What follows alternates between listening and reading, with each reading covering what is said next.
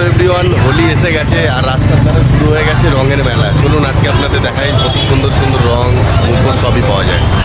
লাল, নীল, হলুদ সব রঙে ভরে উঠেছে বাজার। পিচকারির মুখোশ আর ছোটদের হাসি সব মিলিয়ে পুরো উৎসবের আমেজ। এই হোলিতে রং লাগুক, মনটা থাকুক রঙিন। হ্যাপি হোলি। কত করে যাচ্ছে রং এখন?